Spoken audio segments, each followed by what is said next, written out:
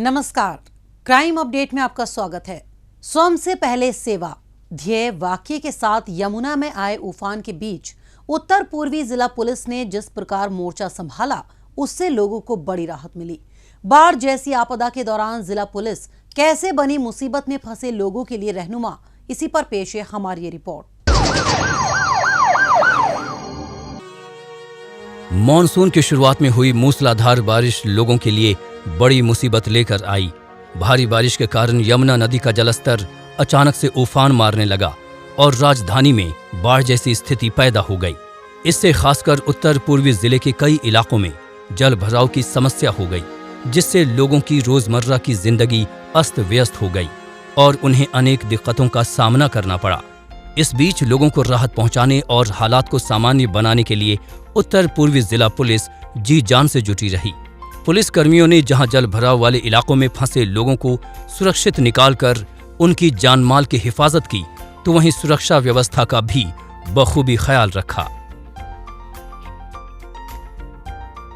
Almost 60 साल के बाद 60 इयर्स के बाद इस तरह का लेवल राइज हुआ। लास्ट 1978 में थोड़ा सा आया था। उसके बाद से अभी इस तरह का चैलेंज हमारे सामने आया कि खतरे के निशान से ऑलमोस्ट 3 मीटर ऊपर पानी बह रहा था। और हम लोग के लिए थोड़ा सा एक्स्ट्रा चैलेंज इसलिए था बिकॉज उसी समय कावड़ भी चल रहा था हमारा, और कावड़ के डाक कावड़ के समय था, जो कि सबसे ज़्यादा हमारे लिए चैलेंजिंग होता है ट्रैफिक के हिसाब से भी और फुटफॉल के हिसाब से भी। बहुत सारे लोग आते हैं। यमुना नदी लगभग 8 किलोमीटर उत्तर पूर्वी जिले के 3 पुलिस स्टेशनों से होकर बहती है। ये हिस्सा चौहान पट्टी सोनिया विहार से शुरू होकर पुश्ता रोड, न्यू उस्मानपुर होते हुए शास्त्री पार्क के पुराने लोहे के पुल तक जाता है।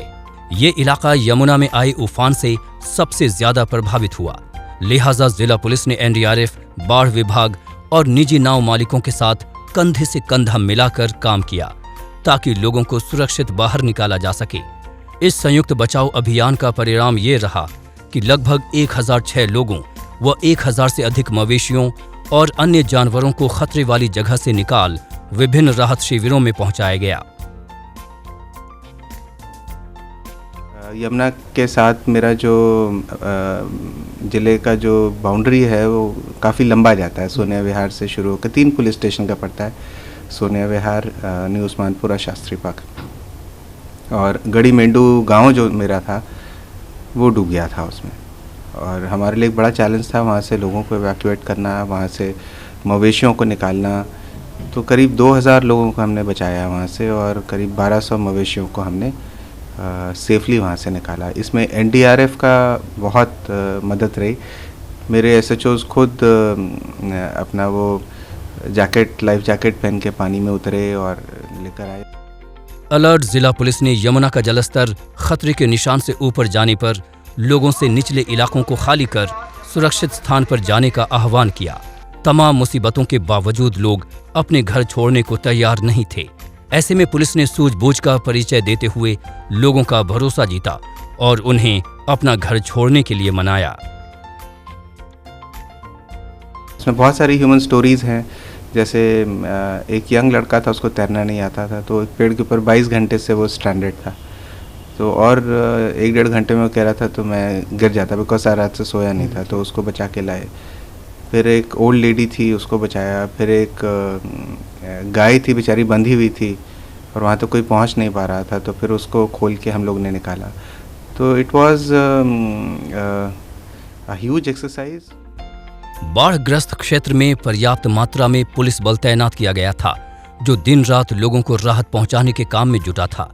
राहत और बचाव कार्य में जुटी अन्य टीमों के साथ भी पुलिस द्वारा बेहतर तालमेल बैठाया गया, ताकि किसी भी अप्रिय घटना को रोका जा सके। लगातार 3 दिनों तक यमुना के जलस्तर में हुई वृद्धि के दौरान जिला पुलिस द्वारा स्थानीय एजेंसियों और नागरिकों के साथ समन्वय स्थापित कर ये सुनिश्चित किया गया कि बचाए गए लोगों को सुरक्षित स्थलों पर पहुंचाया जाए।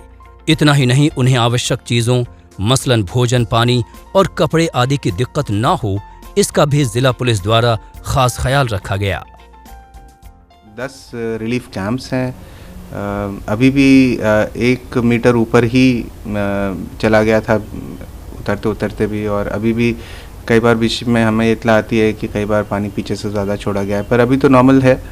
पर रिलीफ कैंप्स अभी भी हमारे चल रहे हैं। इनकी रीसेटलमेंट लोगों के लिए रिलीफ कैंप के लिए अलग मेरे को अरेंजमेंट लगाना पड़ा बैरिकेड्स के साथ और अपने पुलिस स्टाफ के साथ कि कहीं उनके सामान की देख रेख जो भी बचा के वो निकाल के लेकर आए, तो उसकी भी देख रेख करना हमारी जिम्मेदारी थी। बाढ़ आ गई, बाहर से यहाँ पर आए हैं, बाहर बिल्कुल सुविधा मिल रही है, दवाई भी मिल रही है, खाना भी मिल रहा है, चाय नाश्ता भी मिल रहा है, रहने को टेंट भी है, गद्दे भी हैं। नर्सरी में भैया रहते थे हम, वहाँ सब बाढ़ बह गया है पानी में।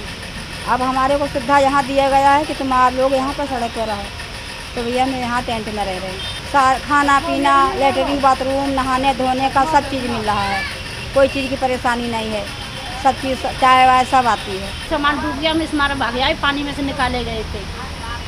यहाँ पर जब आए थे हम निकल के, अब बोले हम तुम्हारे लिए सुविधा कर रहे हैं, टेंट लगाया है, खाना देते हैं और रहने के लिए ठिकाना कर रखा है। यकीनन जिला पुलिस ने कमाल का काम किया है। स्वयं से पहले सेवा के भाव को चरितार्थ करते हुए जिस प्रकार पुलिस कर्मियों ने अपने फर्ज को अंजाम दिया है, उससे आम जनमानस के मन में पुलिस का इकबाल और भी ज्यादा बुलंद हुआ है। और अब वक्त है पिछले दिनों सुर्खियों में रही कुछ खास खबरों पर एक नजर डालने का, लेकिन पहले देखते हैं पुलिस द्वारा जारी ये महत्वपूर्ण संदेश। ठहरिए, किसी भी लावारिस वस्तु या वाहन को हाथ ना लगाएं। ये बम भी हो सकता है। यदि आप ऐसी किसी भी संदिग्ध गतिविधि को देखते हैं तो तुरंत 112 नंबर पर या नजदीकी पीसीआर या थाने में इसकी सूचना दें। आपकी जरा सी सावधानी किसी भी बड़े संभावित हादसे को रोकने में मददगार साबित हो सकती है।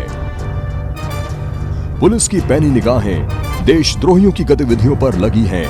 आप भी पुलिस का सहयोग करें। याद रखिए, किसी भी लावारिस वस्तु को ना छुएं। अपना मकान किसी अनजान व्यक्ति को किराए पर ना दें। अपनी कार, स्कूटर या मोटरसाइकिल बेचने से पहले खरीदार की पहचान कर लें। मेलों और त्योहारों के दौरान अपने बच्चों का ध्यान रखें और भीड़ वाली जगहों पर जाने से बचें। अपने बच्चों को किसी भी लावारिस वस्तु को ना छूने दें और औरों को भी इसके प्रति जागरूक करें। ध्यान रखें, किसी भी संदिग्ध व्यक्ति, वस्तु या वाहन को देखते ही फौरन 112 पर फोन करें या नजदीकी पीसीआर वैन या पुलिस स्टेशन पर इसकी जानकारी दें या 1090 पर सूचित कर हमारी आंख और कान बने। आपकी पहचान को गुप्त रखा जाएगा। सावधान रहें, चौकस रहें, सुरक्षित रहें।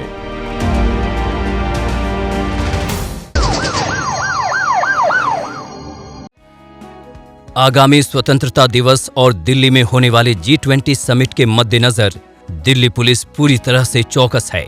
दिल्ली में पुलिस द्वारा कड़े सुरक्षा इंतजाम किए जा रहे हैं। इसी के तहत पुलिस ने महिपालपुर इलाके के होटलों में रेगुलर चेकिंग कर सुरक्षा व्यवस्था का जायजा लिया। इस दौरान पुलिसकर्मियों ने होटल कर्मचारियों से उनके यहाँ ठहरने वाले मेहमानों के बारे में जानकारी प्राप्त की। साथ ही होटल के स्टाफ को मेहमानों से जुड़ी सभी जानकारियां इकट्ठा करने के बारे में जरूरी हिदायतें भी दी। इसके अलावा पुलिस ने होटल में रुके लोगों के एंट्री रजिस्टर भी चेक किए और होटल संचालकों से उनके यहाँ ठहरने वाले मेहमानों के आईडी सत्यापन के तौर तरीकों के बारे में पूछताछ की। इस दौरान पुलिस ने होटल द्वारा मुहैया कराई जा रही अन्य सुविधाओं का भी निरीक्षण किया।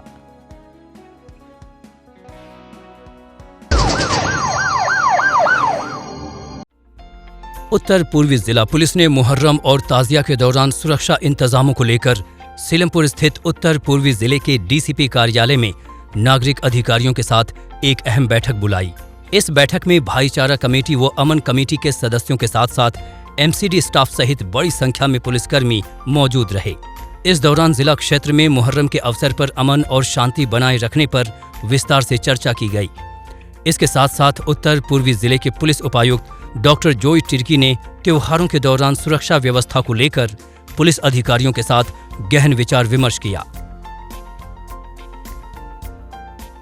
मैंने सारे स्टेक होल्डर्स को बुलाया था, जिसमें भाईचारा कमेटी, अमन कमेटी, हमारे ट्रैफिक पुलिस से स्टाफ और डीसी ऑफिस से स्टाफ और डीसीएमसीडी के ऑफिस से स्टाफ, बीएससीएस और फायर सर्विसेज सभी को मैंने बुलाया था, जो भी इसमें स्टेक होल्डर्स हैं। ताज़िया ऑर्गेनाइजर से मैंने रिक्वेस्ट किया है कि आप प्लीज़ 10 फीट से ऊंचा ताज़िया ना हो। मेरे यहाँ बहुत तंग गलियाँ हैं नॉर्थ ईस्ट ज़िले में, तो वो कई बार फंस जाता है। पिछली बार का एक्सपीरियंस बताते हैं कि कुछ ताज़िए खोलने पड़ गए थे, जिसकी वजह से सारा प्रोसेस डिले हो गया था। तो उनसे मैंने यही कहा है कि उसको छोटा रखिए ताज़िया, और रूट आइडेंटिफाई करके रखिए, और वॉलंटियर्स रखिए, और जो वॉलंटियर्स इनके हों तो उनके बाकायदा उनके पास बैजेस होने चाहिए वॉलंटियर्स का, और इम्पोर्टेंट वॉलंटियर्स को वो लोग ताज़िया के आसपास ही रखें। आगामी त्योहार के मद्देनजर 900 पुलिस जवान और सिविल डिफेंस के 500 वॉलंटियर्स तैनात किए जाएंगे। इस अवसर पर पुलिस को ताज़िया निकालने के रूट और अन्य मुद्दों पर चर्चा की।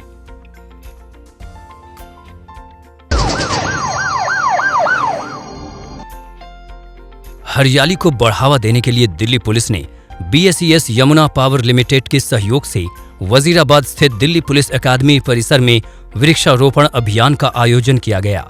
इस अभियान में विशेष पुलिस आयुक्त एसके गौतम ने मुख्य अतिथि के तौर पर शिरकत की। इस दौरान दिल्ली पुलिस अकादमी वजीराबाद के उप निदेशक सहित बीएसईएस के सीईओ अमरजीत सिंह भी मौजूद थे। इस कार्यक्रम में लगभग 15,000 पौधे लगाए गए। इन लगाए गए पेड़ों की देखभाल 1 वर्ष तक की जाएगी।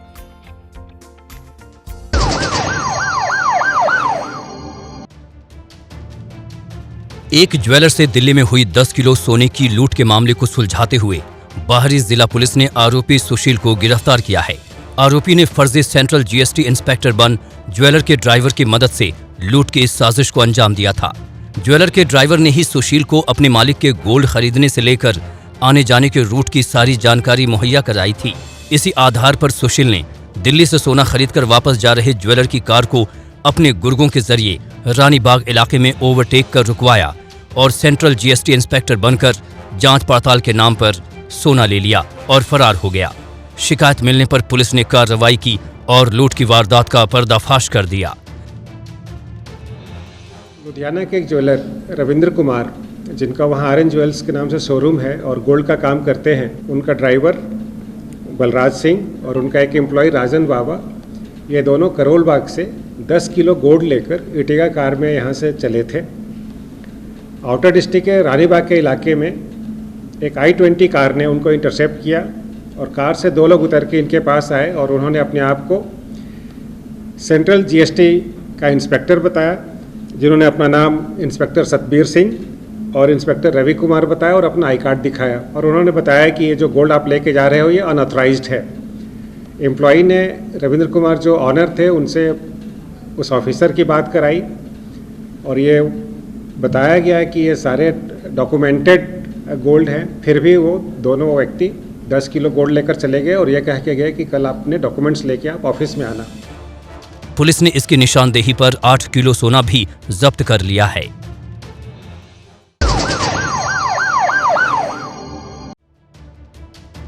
दिल्ली पुलिस की मेट्रो यूनिट ने इंद्रलोक मेट्रो स्टेशन के समीप हुए कैश डिलीवरी वैन में लूटपाट के मामले को सुलझाते हुए 3 आरोपियों को गिरफ्तार किया है।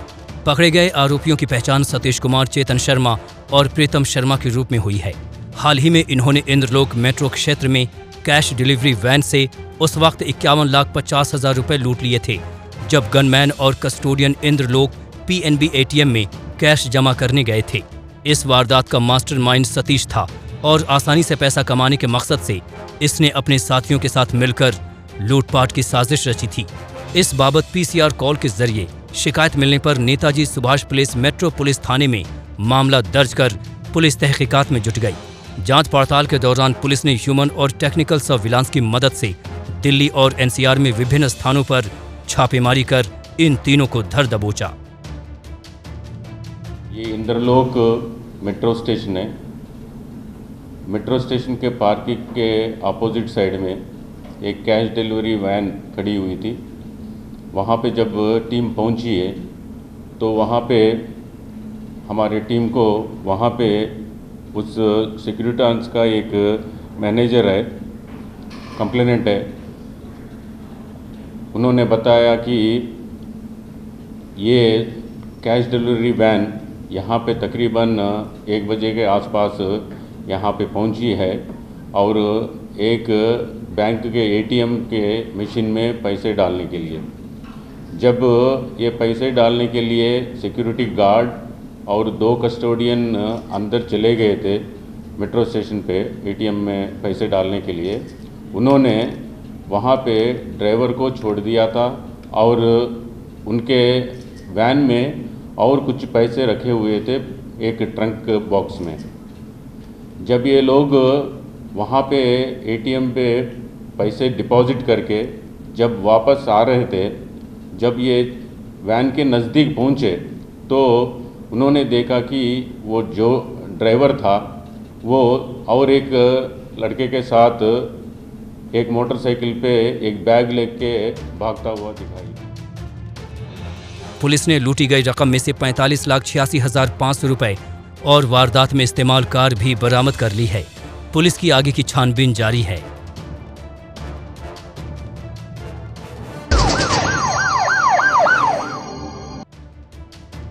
मध्य जिला पुलिस ने वाहन चोरों के अंतर्राज्यीय गिरोह का भंडाफोड़ करते हुए 2 ऑटो लिफ्टर सफरुद्दीन और सिकंदर सहित एक रिसीवर को गिरफ्तार किया है।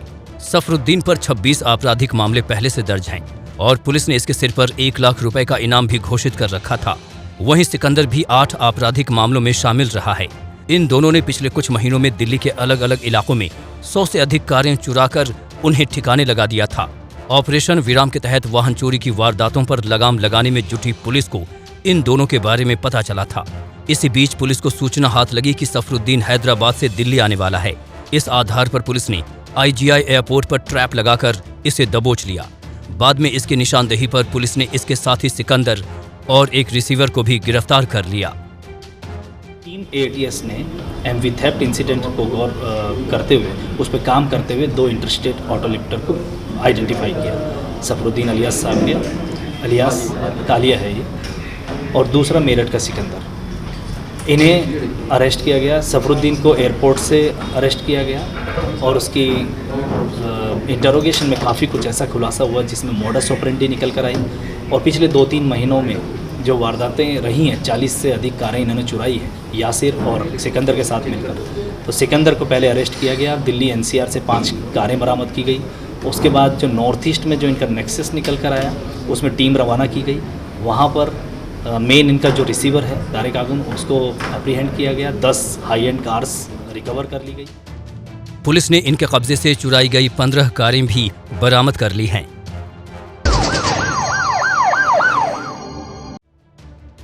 अवैध हथियार सप्लाई करने वाले अंतर्राज्यीय गिरोह का भंडाफोड़ करते हुए दिल्ली पुलिस की स्पेशल सेल ने 3 आरोपी प्रशांत मीना, कमल मीना और गगन सारस्वत को गिरफ्तार किया है। प्रशांत और कमल कई आपराधिक मामलों में शामिल रहे हैं। ये मध्य प्रदेश के खरगोन से अवैध हथियार लाकर उन्हें दिल्ली, यूपी, पंजाब और राजस्थान के बदमाशों को सप्लाई किया करते थे।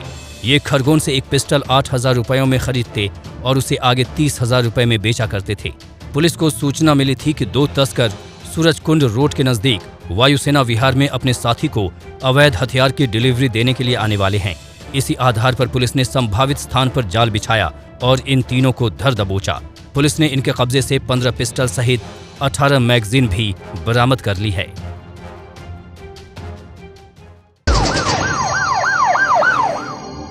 अपराधियों को पकड़ने में जनता भी अपना सहयोग दे सकती है। अगर आप भी किसी अपराधी या अपराध से संबंधित कोई जानकारी रखते हैं तो फौरन ये जानकारी पुलिस को दें।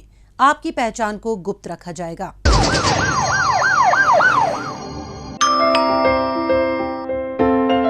बेटा, आपकी मम्मी ने मुझे आपके पास रुकने के लिए बोला है। जब भी घर पे अकेले रहोगे, कोई भी आए दरवाजा बिल्कुल मत खोलना। हेलो मम्मा, क्या आपने आपकी सतर्कता बेटी के जीवन का वरदान है। खुद संभलें और अपनों को संभालें। चाइनीज मांझे का इस्तेमाल गैर कानूनी है। ये आपको जेल की हवा खिला सकता है। जी हां, दिल्ली पुलिस ने चाइनीज मांझा बेचने और इसका इस्तेमाल करने वालों के खिलाफ विशेष अभियान चला रखा है। इसके तहत लोगों को जागरूक करने के साथ साथ कानून का उल्लंघन करने वालों के विरुद्ध कठोर कार्रवाई भी की जा रही है। एक रिपोर्ट। दिल्ली में जुलाई का महीना आते आते आसमान में बहुत सारी पतंगें दिखाई देने लगती हैं। इन पतंगों को उड़ाने में लोग, विशेषकर बच्चे, अधिकतर चाइनीज मांझे का इस्तेमाल करते हैं। इसके कारण राहगीरों और बाइक सवारों को कई बार बहुत बड़ा नुकसान उठाना पड़ता है। कईयों को इसकी वजह से अपनी जान तक से हाथ धोना पड़ा है। इस प्रकार की घटनाओं पर रोक के लिए उत्तर पूर्वी जिला पुलिस ने विशेष अभियान चलाया हुआ है। इसके जरिए चाइनीज मांझे के खतरों और इससे होने वाले नुकसान के प्रति लोगों को जागरूक करने का प्रयास किया जा रहा है। पिछले कुछ सालों से हम लोग देख रहे हैं चाइनीज मांझा काफी सारा मार्केट में आता है और for whatever reason it is preferred also because जल्दी टूटता नहीं है। लोग पतंग उड़ाते हैं, पतंगे काटते हैं, तो फिर वो जिनका मजबूत मांझा है उसको प्रेफर करते हैं। बट उसके साइड इफेक्ट ये है कि उस मांझे से इंजरीज बहुत सारी होती हैं, कई बार फेटल भी हो जाती है। तो पिछले कुछ सालों से दिल्ली पुलिस इसमें रेगुलरली ड्राइव भी चलाती है और इस सीजन भी चल रहा है। थैंकफुली बहुत ज्यादा इंसिडेंट्स नहीं हुए, पर एक अनफॉर्चुनेट इंसिडेंट अभी रिसेंटली हो गया था आउटर डिस्ट्रिक्ट में, तो that was pretty bad. Chinese मांझा यानी कि कोई भी रीइंफोर्स थ्रेड जिस पर कोई कोटिंग हो ग्लास की या किसी और मटेरियल की या नायलॉन की, ये बैंड है दिल्ली में और इसमें एनजीटी ने भी इसके ऑर्डर कर रखे हैं और इसके लिए हमने 188 के तहत कार्यवाही कर रहे हैं। 5 section 5 of environment protection act उसके तहत भी कार्यवाही हो रही है। और मैं बताना चाहूँगी कि इसका यूज़ करना, इसको परचेज़ करना, यूज़ करना, इसका स्टोरेज और इसको बनाना, ये सभी बैंड है। अगर कोई भी ये कर रहा है तो वो कानूनी रूप से गलत कर रहा है, उसके खिलाफ कानूनी एक्शन लिया जा सकता है, जिसमें 5 लाख तक का फाइन और जेल की सज़ा भी है। दिल्ली में चाइनीज मांझे के बनाने के साथ साथ इसके भंडारण और बिक्री पर पूर्णतया रोक लगी हुई है। पतंग बेचने वाले दुकानदारों और लोगों को सोशल मीडिया व अन्य माध्यमों का इस्तेमाल कर दिल्ली पुलिस लोगों को जागरूक करने में लगी है। साथ ही जिले के पुलिसकर्मी भी पतंग मार्केट में चाइनीज मांझे को न बेचे जाने की लगातार घोषणा कर रहे हैं। बावजूद इसके जो भी चोरी छुपे चाइनीज मांझा बेचते हुए पकड़ा जा रहा है, उसके खिलाफ सख्त कानूनी कार्रवाई की जा रही है। हमारे यहाँ जैसे जिले में कुछ पॉकेट्स हैं, जैसे 66 फुटा रोड कभी आप चले जाएं तो इस सीजन में वहाँ पे पतंगे और मांझा बहुत ज्यादा बिकता है। तो वहाँ पे हम लोगों ने एक तरह का पब्लिक अवेयरनेस कैंपेन शुरू किया है, जिसमें हम लोग लाउड स्पीकर पे लगातार उनको बता रहे हैं कि ये बैंड है, मत कीजिए, कहीं से मिलेगा तो इसमें लीगल एक्शन लिया जाएगा। तो this we have to repeat on and off. और उसी तरह से जो बस्तियां हैं जहां बच्चे पतंग ज्यादा उड़ाते हैं, वहां भी हम लोग थ्रू आवर बीट कांस्टेबल्स ये मैसेज पहुंचा रहे हैं कि जो ऑर्डिनरी मांझा है उसी को यूज किया जाए। तो अभी रिसेंटली हमारे काफी सारे पर्चे हुए हैं। एक मेरा एंटी ऑटो थेफ्ट स्क्वाड के पास एक अच्छा इन्फॉर्मेशन आया था, तो उसमें 60 पैकेट्स हम लोगों ने पकड़े चाइनीज मांझा का। That is the largest catch in my जिला राइट नाउ। तो ये ऑनगोइंग प्रोसेस है, चलता रहेगा। हमने इसके लिए अपनी कैंपेन भी चलाई है, सोशल मीडिया के ऊपर भी हम अवेयरनेस ला रहे हैं। उसके अलावा हमने FM रेडियोस का भी इस्तेमाल किया है, जिसमें हम कॉन्टीन्यूसली ये मैसेजिंग करवा रहे हैं ताकि कोई भूले से भी इसका इस्तेमाल ना करे। एक डेथ हो चुकी है इस सीज़न में, हम नहीं चाहते कि कोई अपनी एंटरटेनमेंट वैल्यू के लिए किसी की भी जान के साथ खेले। दिल्ली पुलिस ने पतंग मार्केट में बैनर लगाए हैं जिन पर चाइनीज मांझा न बेचे जाने के बारे में साफ साफ लिखा है। पुलिस की इस मुहिम में दुकानदारों के साथ साथ आम लोग भी पुलिस का साथ देते हुए नजर आ रहे हैं। चाइनीज मांझा मत यूज कीजिए और इससे नुकसान ज्यादा है, न सिर्फ इंसानों को बल्कि पक्षियों को भी होता है। कई बार इसमें देखा गया पक्षी फंस गए उसमें और उनको भी काफी इंजरी हो जाती है। तो it is environmentally bad, we should not be using it. नुकसान है, लोग रोडों पे चलते हैं, मंजा जाता है, गला कट जाता है, हमारे नुकसान है, उससे भी जान जा सकती है किसी की, तो इसलिए बंद कर रखा है। बिल्कुल हम लोग नहीं बेच रहे और ना हम चाहते कि कोई बेचे इसे, क्योंकि ज़्यादा हानिकारक भी है और हम नहीं चाहते कि ना कोई दुकानदार ले और ना किसी को दे। सादा मांझा लें और सादा मांझे से उड़ाएं, इसलिए कि मैंने बोर्ड भी लगवा रखा है पहले से ही। और हम चाहते हैं कि खासकर बच्चे ना लें, बिल्कुल ही ना मिले किसी के हाथ। बहुत से लोगों को पतंगबाजी का शौक होता है, लेकिन इसकी वजह से किसी को कोई नुकसान न पहुंचे, इसका भी लोगों को ध्यान रखना चाहिए। लोग सही तौर तरीकों का इस्तेमाल कर पतंगबाजी के अपने शौक को पूरा कर सकते हैं, लेकिन चाइनीज मांझे का इस्तेमाल पूरे तरीके से बैन है। इसीलिए दिल्ली पुलिस चाइनीज मांझे के खिलाफ अभियान में जुटी है। अगर आप भी कहीं चाइनीज मांझे को बिकता या इस्तेमाल होता हुआ देखें तो तुरंत इसकी सूचना 112 पर दें। आज के इस कार्यक्रम में बस इतना ही। अगले हफ्ते कुछ ताजा तरीन खबरों के साथ फिर होगी मुलाकात। तब तक के लिए दीजिए इजाजत। नमस्कार।